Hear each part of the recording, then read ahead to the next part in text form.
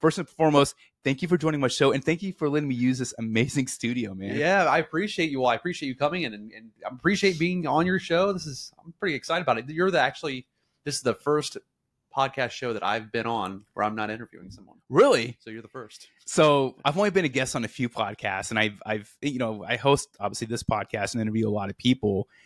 But I was a guest on a podcast maybe 4 months ago, and I was so nervous, and I was like, I'm going to be horrible, and I don't know what to say. And those are the things that people always say to me whenever I ask them to be on my show. But now I've been a big follower of yours when did you start with Living Dayton? Living Dayton would have been 2015, 2016, somewhere in there. It seems like so long ago. I mean, really it was, but when you think about it. Yeah. But yeah, to this day, that was my favorite gig that I ever had.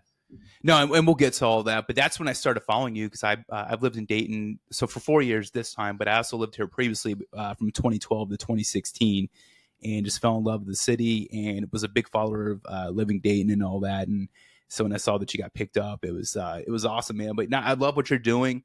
And I wanted to start talking about some of your current ventures. After working on television, whether it's like hosting or news reporting, you decided to venture into a new path. So do you mind just talking about on-camera confidence? Yeah. So when I was on Living Dayton, so many people, like what you were saying, that when you have people on your show, were nervous. They were freaking out. Like, oh my gosh, I've been freaking out for the last couple of weeks about being on live TV. And what if I say something stupid? What if I totally forget what I'm going to say? What if I look stupid, all these different things. And my favorite thing was always calming those people down before they went on and saying, listen, we're just going to do what you and I are doing right now. We're having a conversation. We're shooting the breeze. And here in a little bit, we're just going to do the same exact thing. There's just going to be cameras and there's going to be people watching from home. And my favorite feeling and thing that I would hear was after that segment was over, those people would say, wow, that was a lot easier than I thought. You made that really easy. And that was always a really good feeling for me personally. Obviously, the show in itself is fun, but for those people that came on the show, that was a huge deal to them because they're talking about something that was important to them, whether it was their business, their nonprofit, an event that they had coming up, whatever. But it felt really good to not only be the bridge for them to connect them to an audience, but they felt confident doing it. And you could tell after somebody came on the show once, every now and again, they would make some more appearances, every couple months, and they got more comfortable every single time. When I left the TV industry, I decided I want to do that on a larger scale. And ultimately what I'm doing now is something very similar to what I was doing with Living Dayton, where I'm interviewing entrepreneurs, business owners, and so on and so forth, and doing live stream virtual interviews where that live stream is being connected straight to their audience, and it's also going to mine. So it's like virtual Living Dayton segments. When it's all said and done, that's similar to what it's like. But I love it because it not only positions the business owner as like, hey, you're an authority because somebody's interviewing you, but you also have that confidence of feeling comfortable because someone's going live with you. You don't have to carry that burden by yourself. And I know as a news anchor, there was times where I had to solo anchor 4.5 hours. And that in itself is so difficult, Yeah. So, and some people just like, they like that idea of having a co-host to help them promote their business. Yeah. Why do people struggle with their on-camera confidence or being interviewed at all? It's all judgment, and that's what many of us deal with every single day is just you're constantly picking yourself apart. I mean, I'm not going to sit here and act like, oh, I've got it all figured out because, I still do the same thing. Granted, I've done it for, 15 years, but there are still times where it's like, oh, I should have said this. I could have done that. And people, we're constantly doing that to ourselves in every area of our lives. And when people see the camera rolling, they see that red light that says live or recording, they find all the reasons to pick themselves apart. Because, they're hearing their voice recorded, they're seeing themselves recorded, and nothing ever seems good enough. And we do all do that to ourselves. And so what I really try to help people with is listen, you're not perfect, but that's the secret sauce. That's what makes you relatable. If you're Mr. Perfect, you can't be relatable. Nobody likes Superman because he couldn't die until they introduced kryptonite. What I mean? I hate Ryan Gosling. Yeah. Because he's too perfect, right? So, Ryan Gosling, he's a good looking guy. Yeah. But no, that's great, because even I think the toughest conversations we have are often with ourselves. And I know I'm 43, I'm about to be 43 years old. And it's, I don't know, no matter what we try to do, sometimes we can't help those thoughts just come in. But yeah, is there like a phrase, or like what's something you kind of do in the moment? Or maybe can you go deeper into like what you tell people if you're struggling with like giving yourself that pep talk? Like, what do you do? You just have to get comfortable with the idea that you are nervous in that moment. And for example, let me give a little backstory. There was a period of time where I got super worked up and nervous on camera, and I was dealing with some personal issues, like super anxious and judging myself. I had some things going on in my personal life to where I was starting to have panic attacks on live TV because I was. How long ago was this? Because I think you made like a Facebook Live video or something. Yeah, that was it was a while ago, like a long time ago, and I had experienced it a few different times in my career, and I think it was just the nerves of being a young, on the scene breaking news live reporter, and you're just the pressure of got to be the first one on the scene, the first one on the air, the most accurate first, and I was very much of a go kind of guy. And what happens is at a certain point, you just kind of run out of gas. And during that time where I was starting to get really nervous on TV and starting to like have little panic attacks, was I just messed up one day on air. I fumbled over some words in a script. It wasn't anything major, but what happened was I beat myself up about it after the show, thinking like, oh man, I really butchered that script. Why'd I do that? Like I didn't mean to, but but then the next day when that same time in the show came, that same segment came up, my mind went to, oh, I hope that doesn't happen again. I really hope it doesn't happen again. So it happened again. Yeah. Because my mind was focused on what if you mess up again? And then it became a habitual thought every single day, to the point where I started working myself up into a little tizzy and starting getting nervous. And then it developed into anxiety, and then it turned into full-blown panic attacks on live TV, which was not fun. But to your point, what I tell people, it's like you have to embrace, hey, I accept I'm experiencing like, some nervousness right now. That's okay. Like the more that you try to say, don't get nervous, don't get nervous, don't get anxious, you're going to do it. Accept the fact that you are experiencing that emotion, and it's your mind just says, okay. And then you can just move forward. Does that make sense? It does. And I was going to like, do you think that's kind of like your advice or your thoughts on what the framework is in order to develop confidence? Yeah. Well, you have to be okay with the fact that you're going to suck, like you have to be okay with the fact that you're going to be bad at something for a while. And that's how you are with everything, right? Everything in your life, you are awful at the very beginning. Mm-hmm. Same thing with like, tying your shoes. And I use this analogy a lot, but when you first learned to tie your shoes, you were so focused on how to, loop, swoop, pull, or bunny ears, or however you do it. And now you can tie your shoes, have a conversation, listen to music, chew bubble gum, and do all the things at the same time because you've done it so many times. Yeah. But when you're a kid and you're just learning how to do it for the first time, you're not doing it right, so they keep coming untied. But confidence comes from competence, but that competence only comes from consistency and repetition. That's great. Does that make sense? Yeah, no, that's awesome. Like, and that's definitely going to be a clip. That's amazing.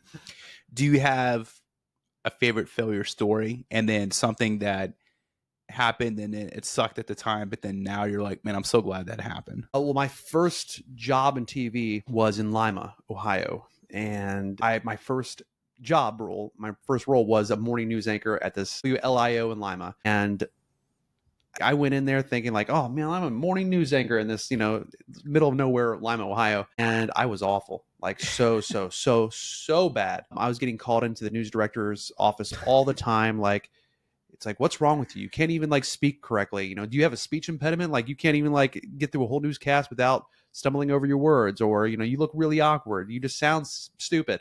Like he was not the nicest guy. And every single day, man, I was just like, so embarrassed to even go on set because I just knew like, okay, I'm going to have to go in Lon's office after this. And then one day, again, after I got off set, he called me to his office and he just said, you just anchored your last show. And basically pulled me off the desk. He made me a multimedia journalist, which is a one-man band where you have to, go out and shoot, record your stories, write your stories, front your stories, edit your stories, do the whole thing. So I got demoted, if you will. And but that is what I think made me say, I got to figure this out. But it did make me better because that's where I learned to tell a story, because I became a reporter and I learned how to actually write, tell a story, put a face to a story, move people with emotion in the way you write. And that truly helped me right then and there. But what's great is, because I was demoted, the guy who ended up replacing me, one day we were told to go cover this story where, I can't remember if it was John Kasich or Sherrod Brown, something was happening, but it was some story that was in Findlay. And so I had to be the camera guy for the guy who basically replaced me, which was kind of a slap in the face. But we go up there, and while we're up there, there's a reporter from a TV station from Toledo, and she comes over to me and she says, like, hey, I see you shooting all your stuff right here. And like, she didn't see, like, you know, the guy that I was with, who was the actual reporter for the story, but she saw me and said, like, hey, we're hiring at our station up in Toledo, and you know, like, you have the look that we're going for, and it seems like you know what you're doing. Would you be interested in going up to a bigger market? I'm like, of course, you know. Yeah. And next thing I know, a couple days later, I get a call from her news director and interviewing at a station in Toledo, and I had a job up there, and that was probably like one of my favorite news gigs that I've ever had. I was up there, and that's really what set me on that path to just climbing markets, you know, never stopping or wanting to stop getting better. So literally being demoted gave me the opportunity to be covering a story with the guy who replaced me, but I was discovered by another reporter from a different TV station. Wow. Does that make sense? Yeah. So I know it's all over the place. I feel like I need a little diagram, a chart. map. It'd be like the guy with the guy. You ever watch It's Always Sunny? Oh, I know, Yeah, the strings. Yeah, like, yep, it's, yep, you know. yep. I love it. Do you like that show? I do. I love Charlie Day, right? So Charlie I say Day is great. Yeah. See, real quick, I don't mean to like take a. No, man. Whatever. What's of all the characters on It's Always Sunny, is she your go-to favorite character? Yeah. Yeah. What? No, I'll say Mac. Yeah. Because even that's probably I you know, I say Charlie Day, but also Mac as well. But just the fact that he gained like 60 pounds. Gosh, I can't imagine doing that. See, I'm a huge fan of Dennis. Like, and the thing is, it's like Dennis is like, but he's like this weird sociopath guy. I'm like, I know it's weird, but he's the funniest one, because it's such dark humor, and I love it. I love that show. And I do too. I've never actually watched it like in from starting with episode 1. It's one of those shows that I'll just like turn on Amazon Prime or something. Yeah. Or I travel a lot for my job, so I'll if I'm watching TV in my room or something, I'll see it's on. And so I've watched a ton of YouTube clips over the years, but it's a great one for sure. Oh, I love it. Absolutely love it. I want to pull the thread on, like, you talk about you're having to film for the guy that essentially replaced you, and then but it led to these other things. Like, how important is that? Sometimes we don't realize it, but maybe that step back is kind of like not necessarily a step back, but it's like a slingshot, right? It's going to springboard you forward. How important is that to momentum that we don't quite see yet? You know what? I've had to just learn that things always do work out. Yeah. And I know that to be true because I've witnessed it and experienced it in my life. And in the moment, it really hurts. It stings and it feels like a slap in the face. It feels like I failed. I did, but you can't really see behind the curtain because it's opening up the doors for something that's even better down the road. And I know that is an important part to everything. Like, you know, for example, and I love that you use that analogy, that metaphor of a slingshot. It's like, yeah, you, in order to be sprung forward, you need to, if you're on a slingshot, you need to get that resistance, take several steps back so you can just let go and allow yourself to be pushed forward. And yeah, I think that's how you experience success in all areas. I think you have to take those steps back to allow, and then let go and let nature take its course, and let, you know, infinite intelligence guide you to where you need to be. Was there like a specific moment, or maybe like this aha moment where you're like, you know what, I need to face these issues? Issues in terms of like when I was the reporter and I was terrible, and and then even just, you know, even like between that and then like going to you said demoted, but then it kind of like, it seemed like you had like this epiphany, I guess. Yeah, I just realized that the only way that I'm going to accomplish the things that I want, I mean, nobody else is going to do it for me. I just have to get better. You just have to put in the work and figure it out and never stop trying to get better.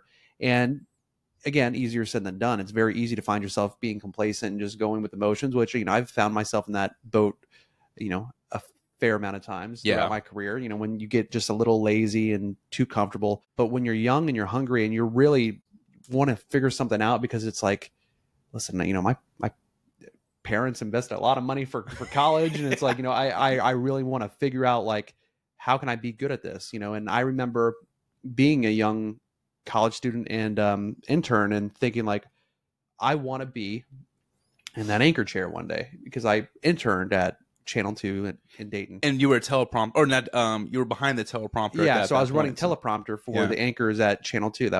And I remember saying, like, I'm going to be in that seat one day. I will be there in that seat.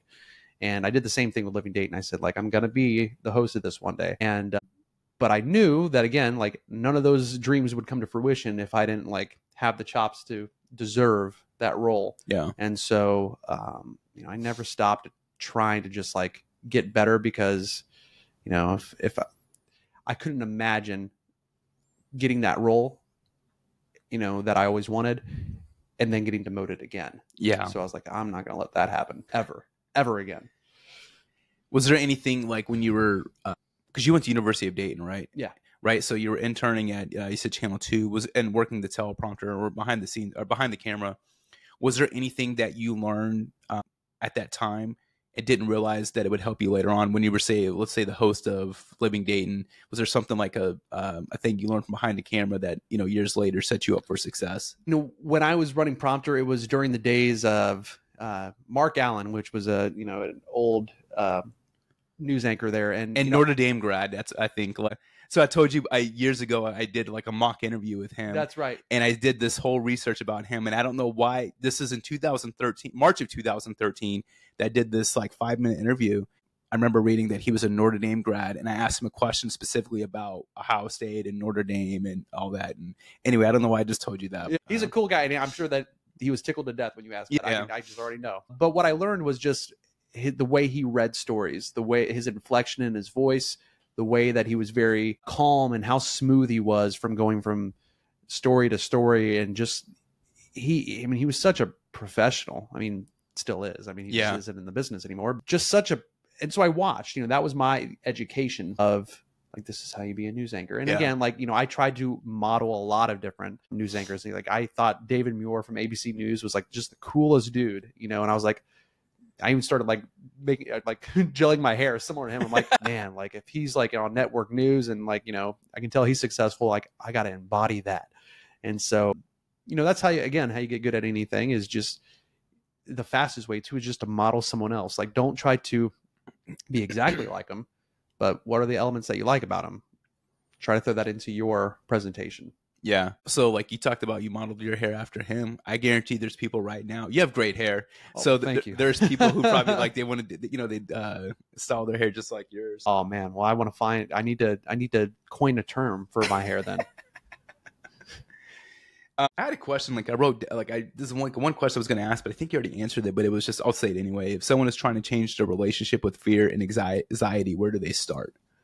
Just taking a big look at themselves and saying, are the things that I really believe about myself true, or is that a limiting belief? That is so good, because one thing I've done, I talked about, like, the tough conversations we have with ourselves, and it's important for us to tame those voices where, I have to give myself positive affirmations, because we are our own worst critics, and there's imposter syndrome and all these different things. But no, that's really good. What do you think on which one's more important, courage or confidence? Courage. And I think that's a very good question. Thanks. I think courage, because courage is what makes you take the first step. Confidence is what you get from the repetition of doing that thing that you were afraid to do at first, but had the courage to eventually do. Confidence comes from you doing it over and over and over again. I love what you say earlier, like about confidence. And you know what? That just kind of came to me at that moment. Confidence comes from competence, and the only way you become competent at something is to be consistent at it. What are your tips on stay focused and rooted in the moment? Because there's a lot of times where, these high stress, like, to me, like, being on camera, especially for the news, can be tough, right? Or public speaking. And I feel like you've done some stuff like that too, right? But yeah, how do you stay focused, or what's your advice for staying rooted in the moment? That is easier said than done. And a lot of that is just being aware of your current state of being. And I'm kind of talking some inside baseball lingo right now. So I spent a lot of time, especially, when I mentioned about like having some internal conflict. So I was getting some anxiety on air, and, just constantly being aware of how you're feeling, how you're thinking, the words that you're speaking. If I'm finding myself in that mode of like being worked up, really addressing that, like, hey, I accept I'm experiencing like overwhelm right now, and it's okay. And so I went through a lot of personal development. There was a coach, a performance coach that I worked with for a while, and that was something that he taught me, was constantly accepting that emotion that you're feeling and just always being aware of it, because so many people operate on autopilot, because your mind, again, think about, like, you don't have to think about tying your shoes, it does it automatically. That's how your mind works. It's constantly helping you to eliminate steps so you can just be more efficient. But if you don't control your mind will control you. And so, wow, does that make sense? Yeah. So there's a quote I heard 2 years ago. We met last week at a place, right? Right. So that same place, someone said that what dominates your thoughts determines your direction. And I heard that 2 years ago, and I've been using that, and I constantly tell myself that, and it's just something that really just stuck with me. Yeah. So, well, it's so true. But and I think that it's so easy to live in the matrix, right? Not realizing that you determine your own future, like you shape your own reality. And if you let somebody else influence the way that you think in your mind, you become just oblivious to what you're capable of. Yeah. Do you have any book recommendations specifically about how to overcome like fear of public speaking or anxiety, or even like the influence of the mind? And I know those may not be like specific topics, but yeah, if you were someone like, hey, Zach, give me some 2 book recommendations on what comes to mind. Well, I'll give 2, and one of them I'm actually like listening to right now. But Think and Grow Rich like has a lot of just, yes, it is like a money book, but it, just lets you know that, again, you are capable of so much once you just get past those limiting beliefs. And it's just a wonderful book. The same author, Napoleon Hill, he has this other book, which I'm listening to right now for the first time, called Outwitting the Devil. And it's basically like how fear stops you. It's basically this whole idea of fear and faith. How do you eliminate fear so you can live a life of faith, and that being believing that you are capable of achieving whatever you want in life. Okay. I want to switch gears, just some more like lighter general topics. But if I were to ask you like why life is great right now, what would your answer be? That the future is not set. That's good. And that's probably only fresh in my mind because I just watched the Back to the Future trilogy like within the last couple of days, and for some odd reason that stuck out to me in the third one. And those are my favorite movies of all time. Back to the Future. Mm-hmm. And you know what's funny? Like I always thought, I was like, oh, the third one's awful, it's no good. And then I just watched it again. I'm like, the third one's pretty damn good. I really like it. Yeah. And that was the last thing that Doc said at the end. It's like the future isn't written, like none of ours are, or something like that. I'm like, yeah, you're right. And I don't know. It definitely just left a good impression on me the other night. That, like, it's so random, but like in the third one, my favorite line is, what kind of moccasins are there? Like Nikes or whatever. Like he's talking about Nikes. Oh yeah. It's just so good. You know what I love too? How subtle and smart that movie is. And in the third one, they're who's the girl, the woman that Doc. Oh, Mary Claire Barton is her name, but Claire Barton.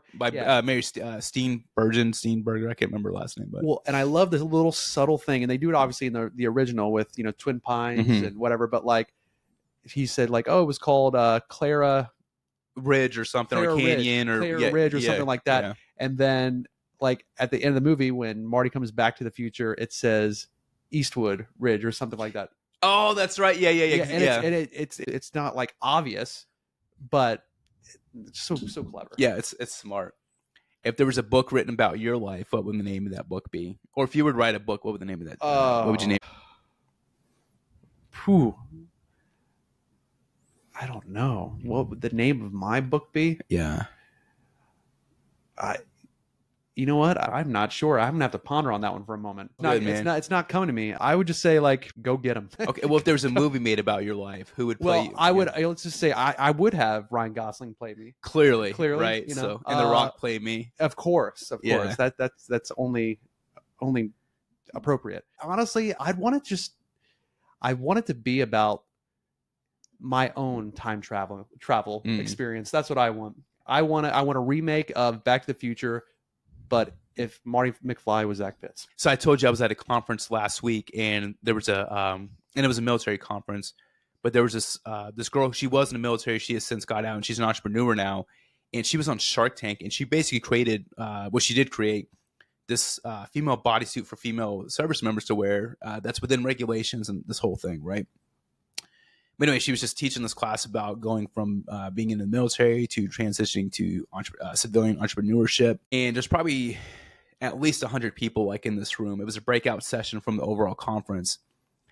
And bottom line, or a quick summary, she was like, hey, I'm going to call on 3 people. I'm just going to call on you, and you're going to come up and give a 30-second sales pitch like you're pitching the Shark Tanks, the investors, on whatever product. Excuse me. So she was previously a guest on my podcast earlier this year. And when I'd walked into the room, she was like, oh, hey, Martin. And she was already doing her intro. So I knew right off the bat, she, which I thought was pretty cool, she remembered me. And then when she said this, I was like, she's going to call. I knew and sure enough, she called me first, right? Mm-hmm. And I'm purposely walking slow up to the front, and she hands me the mic because I'm trying to think of like what I'm going to do. And then I decided to pitch my podcast as a business. But I opened up and stalled. It looked like I was doing it like as part of like my speech. It was really just giving myself like another 3 seconds to think of something. But I asked the audience, I said, who here wishes they could try time travel or ever had access to a time traveling machine? And, and that got the attention. And then I followed that up with, one thing every single person in this room has in common is that our future is someone else's past.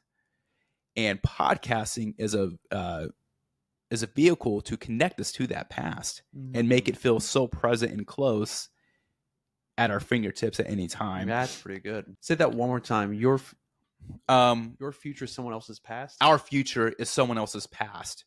And podcasting is a vehicle to help connect us to that past and leverage those lessons learned to shape and influence those around us, essentially. That's really good. Yeah. That's really good. And then I said, my name is Martin Foster. I'm the host of Passing the Torch, a podcast that focuses on leadership, resilience, and character development. And that was exactly my 30 seconds. But anyway, when you said time traveling, that's when I start breaking down like what podcasting is, it's mentorship and time travel, a connection vehicle on demand, right? Because there could be, I still listen to podcasts. So I've had my podcast for 7 years.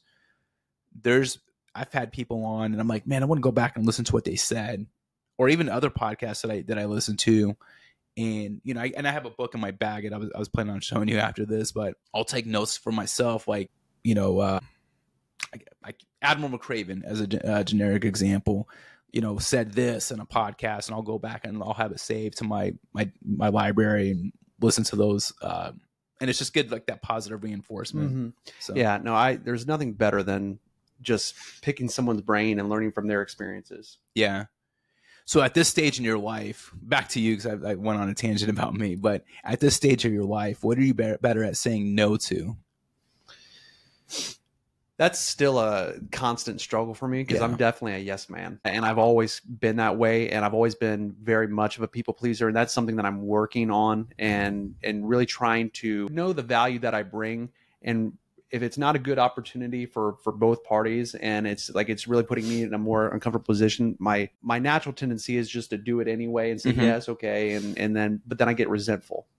And so I'm getting better realizing the fact that like, not every opportunity is an opportunity that you have to say yes to. Like, it's okay to, like, because again, like it's not doing that person a service. Like, hey, can you help me with this, this, and this, and this? And it's like, oh, but I'm not going to like, yeah. Then me saying yes is just putting a bad taste in my mouth. And then I'm not going to give you my best version of me to help you do with whatever you need, Yeah. And so it's like, I'm learning that there are some things that you can say like, I don't know if I'm the best guy for this, but here's a person that might be able to help you with something. and I struggle with, because I feel like, I'm not trying to be disrespectful. Yeah. But I've just learned that I spread myself very thin sometimes, because I try to help everybody. But then when you do that, you help no one, because you're not giving them the best version of yourself, and you're phoning it in sometimes. And I really don't want to do that anymore in my life. I found myself in that boat before. No, that's a great point. I'm guilty of that as well. And that's another thing with podcasting. I like asking these questions because it's something I'm constantly learning and like peeling back the onion, right?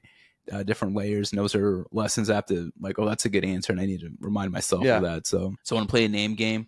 I'm just going to say a couple things. Okay. A couple names, both about people or subjects. Whether it's a 1 or 2 word response, just say what comes to your mind. Okay. I'm going to have to close my eyes and focus here. Katie Kinney. Really great friend. Can we podcast shame her because she has not responded to my Facebook messages about being on my podcast? Wow, what a terrible individual! And even though I just said she's a great friend, she's great. No, she. I know that she gets very busy. No, 100%. Yeah, incredibly busy. She has a new gig now in Cincinnati, right? In Cincinnati, yeah. And I mean, really right up her alley too. Kind of a step in the right direction based off of like what she did in the Living Dayton days, and she's doing something similar there. So I'm super happy for her. No, she's great, man. And we were talking before, she has an amazing presence about her and just overall a humble person. Samantha Redden. Great interview. Like she was just so, you can tell she's so, I'm supposed to be like one word answers, isn't it? Yeah, it's fine. Sorry. Passionate about what she does. Sally Taylor. A goofball. No, she's an absolute sweetheart. I love Sally. She's such a sweetheart. This one I had to write down so I don't forget. Midwest Romance. It's right over your right shoulder. Yeah, I saw. Yeah, that was a labor of love, and that I know that you're asking for one word answers. No, I listen every now and again when I haven't listened to it in a long time. I know it sounds really lame to listen to your own. No. But I listen to it and I get so damn proud of it. You should be proud. I mean, it's something you created, and you've actually performed like live concerts, right? Yeah. And I have one coming up not terribly long for Dayton Music Fest, so I'm excited about that. Music has always just been something for me that like, that's the dream. Yeah. But I always say that TV was my plan B, or like that seemed more realistic than like, being in a national tour, like a world touring band, or something like that. But no, I'm just super proud of that album. So proud of it. You should be. Thank you. I appreciate that. No, like for real, man, that's amazing. And you're putting yourself out there. Yeah. So rather than saying, oh, I wish I could. So I just thought of this one. If you and I were in a boy band, what would the name of our boy band be? Podcast Bros. I like it. What are common misperceptions about or misconceptions or whatever about media personalities? That they know everything about everything. Or I remember when I was a reporter, again in Toledo, people, because you walk around with a microphone and a camera guy, they think you know everything that's going on and you have the answer to all their problems. I'm like, listen, I'm just here with a microphone talking about some city council thing that I don't even know if you know what's going on, and I really don't care about it either. And a lot of people just think that like, or a lot of people, it's like, oh, some people it's like, oh, you're in the media, huh? So and then it opens up that whole can of worms. Pushing the agenda, and I'm just like, no, man. Just local news, dude. What purchase of $100 or less has most improved your life? Purchase of $100 or less. These are some really like good questions, and some that like I was not expecting at all. I mean, a book. Like I'd say the last book that I'm reading right now, Outwitting the Devil. Like it already gave me a bunch of ahas, and it cost me $15. Yeah. Going back to earlier when I asked you why life is great right now, the right response should have been or would have been when you met me last week. There we go. Well, you're clearly right. And you know what? This episode, it's gonna pop off. I know it's going okay. to. I hope so, man. But I know I kind of bombarded you last week. I was like, hey man, are you Zac Pitts? And I came at you. I was super excited. And I was unloading all this information on you. So well, no, I'm excited too, because I know that you had reached out a while back, and I think just a couple things had fell through, and I was still in that beginning stages of, I just had left the station, and I was trying to get this new thing up and going, and not knowing what I was doing, Yeah. overwhelmed with that. But see, again, everything always works out. In the last 5 years, what new behavior or habit has most improved your life? Working on being in the present, really staying present. And because I very much have always been a go personality. Mm-hmm. And, you know, I think that that's something that kind of put a wedge in some relationships that I've had, because I was always kind of thinking of like, then we got to do this, then we got to do this, then this and this and this. And not being in the moment made, you know, it's hard for anybody, right, to be around anybody who's not in that present moment. Their mind's always elsewhere. And there has been times in my life where that was the case. So I would say within the last 5 years, just really learning to be mindful and just, right here in the moment. Last 3 questions. And if you were a character on the board game Clue, which character would you be? It's been so long since I played the game. I play that game all the time with my 12-year-old daughter. I don't think I've ever finished it because I don't think I've ever known how to actually play it. Really? Yeah. Man. Well, maybe that's weeks or months from now, we can do a follow-up episode and we can literally just play the game as we do a podcast. That'd be kind of fun. Maybe we could dress up as characters too. We'll dress up as the characters. Yeah. Maybe that could be a Halloween episode. Halloween's coming up. So, and we'll make it a live episode, Halloween episode. Yeah. That's so funny, man. I didn't think about that. That's a great opportunity right there. We're making it happen. It could even be live. All right. Last 2 questions. And this question I actually asked at the end of every episode. If there was a giant billboard with your picture on it, and there probably has been actually since you're a media personality, but it had your message on it for the world to see, where would you want that billboard to be, and what would you want that message to say? And it could be anywhere. Where would I want it to be? I'd want it, you know, on 75 where the big Jesus is. Man, so my daughter calls that creepy Jesus. Well, it is kind of creepy now. I mean, you're talking about the one going up, is that towards Cincinnati? I think. Yeah. The one that first caught on fire and then they That's right. Yeah. It should be right there. Only because people see the Jesus thing like, oh yeah, and there's that Zac sign.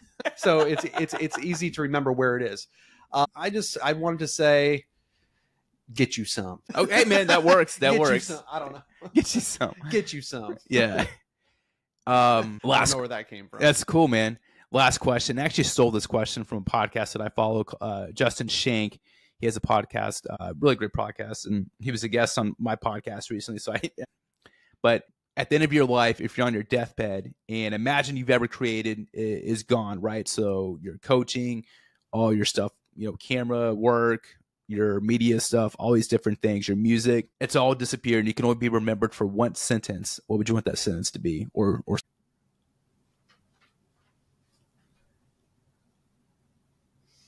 Getting real deep here. Yeah, and he asked this question at the end of his podcast, and when he was a guest on mine, I'd asked him that, and he was like, "No one ever asked me this," and I was like, "It's a good one," but I want to give him the credit. But. Yeah, I will tip the hat to him for sure. You can always change. That's good. You can always change. That's really good because people feel like they have to be stuck, right? Or they're afraid to change, and it's okay to change. Well, I like to use the word evolve, right? Instead of saying, "Hey, I'm getting better," like I'm evolving or I'm going to evolve. Yeah. I think that's part of life. So that's a great answer and I know it's a tough question. I'm not even sure how I would answer that. Yeah, and I'm sure that I'll probably think of a new answer the next time we play Clue and do a podcast. But I think that in my experience so far, you find that there's different versions of yourself throughout your life, and when you get to a point where you're like, okay, this version of Zac no longer serves me. What kind of person do I want to be now? Yeah. And again, easier said than done, because when you're a kid, you can imagine. You have such an imagination, right? And realizing that is your greatest superpower, is your imagination, and that expectation that the way that you become the person that you want to be is living that person right now. So you know, and that's just helping people realize like you can always change. Again, easier said than done, but you know, find yourself a great mentor who can help guide you. Listen to, you know, read books, listen to podcasts, do things that are going to inspire you to help make that change. That's amazing. Actually, I have one bonus question. If you want people to, if people want to learn more about you, where should they go? I mean, obviously you can follow me on all social medias. You can always hit up my website, zacpitts.com. If there's a business owner or anybody who needs help being more comfortable on camera and promoting their business, zacpitts.com // doesn't I'll matter. link all this. Link in the it. show. Yeah. zacpitts.com / spotlight. And so that's this really cool service that I have going on right now that basically helps business owners promote themselves on their social media channels. And I basically go on live social media with them and make their business, you know, in the forefront. Do you have any parting thoughts or parting shots? I would just say, you know, honestly, for you, just keep doing what you're doing right now. Thank because this is great, and you're giving me a platform to communicate and spread my message. But as you go and you talk to more people, I know that it's fulfilling for you, but there's also your listeners who are getting a lot of value from this as well. And they're depending and leaning on you to keep doing what you're doing so you can keep providing them with valuable insight and information from other people, with you being almost a reporter role, going out and talking to these people. So I would just say, keep helping other people spread their message, and it's helping a lot of people. It has a huge ripple effect. Thank you so much for the kind words, and just thank you for this opportunity and just for the use of this amazing space. But I appreciate the support, and yeah, man, it's just, you're so kind to me, and you didn't have to be, but it's not lost on me. So thank you. Yeah. Well, my pleasure, man. And best of luck to you.